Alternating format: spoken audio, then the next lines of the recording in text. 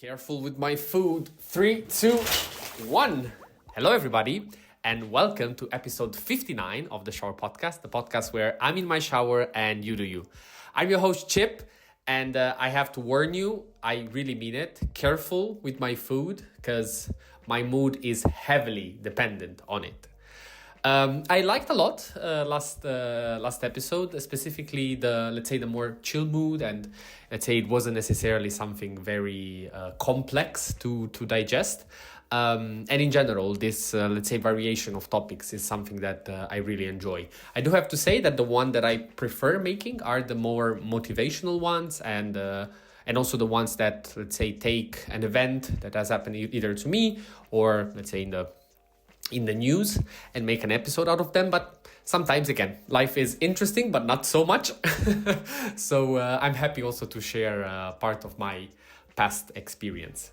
Now, what I mean by what I just told you, to be careful with my food, is that I realized, especially in the latest years when I had the chance to fortunately travel a bit more, that my mood and the way that I remember a certain trip, or the way that let's say I am my mood is shaped, is heavily influenced by how good and how much I'm able to enjoy the food that I'm having.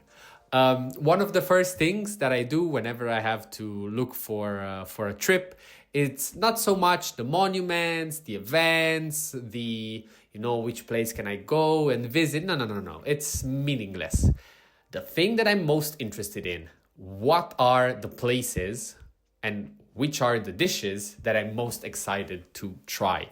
I remember very clearly, one of the first trips that I did with my friend Gabriele, and we had the chance to visit. We never been to Germany, neither of us. We were staying in Italy, and one summer we were like, we saw. I heard from a cousin that was living in Germany that for the month of August they were, let's say, producing this special ticket of €9, with which you are able to use the whole public transport for €9. It was absolutely insane. Trams, buses, trains, as long as they were not, let's say, high-speed trains, you were able to do it. So we planned the whole vacation. Also, the flight tickets were extremely cheap. We flew from Rome to Vienna, and then we did, let me see if I can remember it, we did Munich, Stuttgart, Frankfurt, and then we went to Köln, and then we flew back to Rome. Yeah, I think this is it. But it's not even that. So it's not the fact that, of course, we looked what to see, what to do and all that.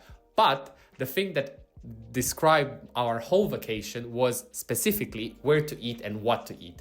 Now, Germany isn't necessarily known for his best cuisine, but at the same time, we were able to absolutely enjoy it at maximum. And we were not excited, let's say, necessarily to see the new city, but even more to try new dishes and to be able to, let's say, add it to the checklist. Still with him, and again, I think it's something that really puts us very close, we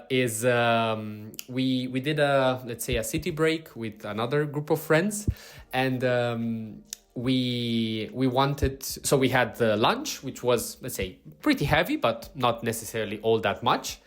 We moved to another city and we were like, okay, let's have an apero. And there, let's say, it was with wine and also some cold cuts, specifically it was red meat. So a lot of prosciutto and whatsoever. And it was hefty. Like, it was quite, for a good amount of people, that would have been dinner. But let's say we then moved to the new city that we wanted to visit, and we would have stayed there that night. And of course, we were like, okay, let's go for dinner. And so we went to a restaurant and we started ordering again, having the first meal, meat, let's say the antipasti and everything that was, let's say, available in the menu. Because again, we were excited, and these other friends were looking at us and were like, guys, are you okay? Like, they just ordered, I think, one dish to share. because again, we were absolutely like so dedicated to trying the food. It wasn't even about, are you hungry? Are you not? No, it was about experiencing it and trying everything that we were able to have in that instance. And I do believe that there is a reason. I mean, not that there is a reason why we do it. We just do it because we like it. But in general, I generally believe that food is at the center of any kind of touristic activity that anybody can do. Mostly because it's the one that, let's say, sits closer to what you are visiting and where you are. There are always local dishes. There are always things that, let's say, not only of course, can be experienced in the moment when you try them, but they also have their own history, and the way that you are eating it in that moment has come to several, let's say, adaptations, and let's say defines the place where you are at. Of course, some more than others. I mean, there isn't necessarily, let's say, a written rule of a place having something necessarily, but that's also, let's say, connecting it back to the start of the episode. If I can choose my destination, I will do it making sure that there is at least one thing that I know that I want to try. And let's say that now the next step for me is I'll be lucky enough to be able to travel in Asia and also on let's say, in Argentina by the end of the year. So I'll be able to try a very big variation of food between these two. And mostly I'm excited because it will be the first time for me. And I will be interested to see what is the difference and how much does it differ, Because, I mean, of course, when especially being lucky enough to live in cities that offer a very big variety of cuisine, you are able to kind of try these kind of dishes, You are able to have Thai food even here. You're able to have, I don't know, Argentinian steak even here. But from my experience, it has never, not even remotely matched what the authentic experience is. Because again, there is a reason why, let's say, locally produced food tastes better. I think that the country that does it best, and I mean, again, it's one of the reasons why I'm like this, but Italy, I think it's the queen. Yeah, I don't know if to call it queen or king, but I think it's the queen, I would say, of using and leveraging, let's say, local food, because you can have a pizza in Rome and it can have a taste. Then you go 200 kilometers down to, for example, to Naples, and that same exact pizza will taste so much more different because the variation and the quality of the products that are used, it's so fundamental to it.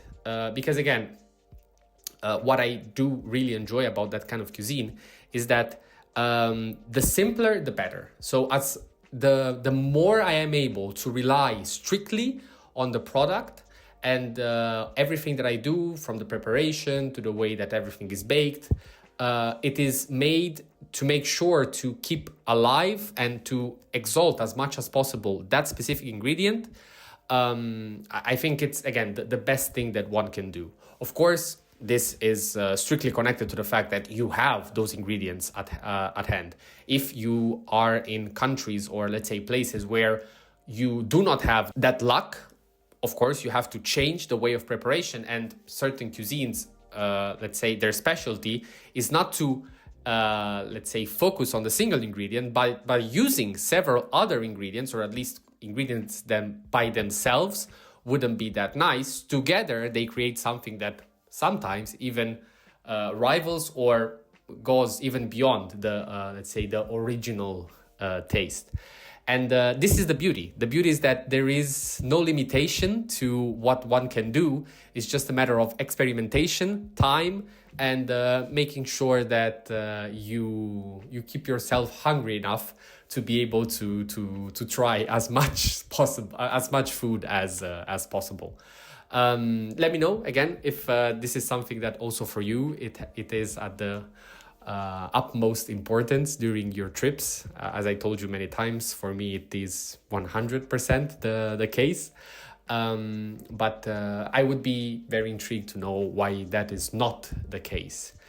Maybe you are not like me when, again, if you look at my Google Maps, it is full of, let's say, hearts and want to go and stars, but it's not, again, museums or any kind of, let's say, whatever, let's say, in general, tourists go there for, but it's always restaurants, street food, shops, and whatnot.